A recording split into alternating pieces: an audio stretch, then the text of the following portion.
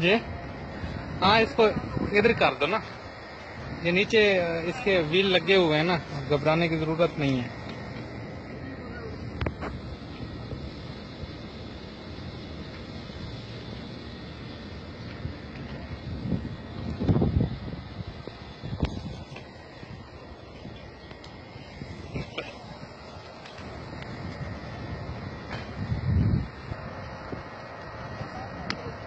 जी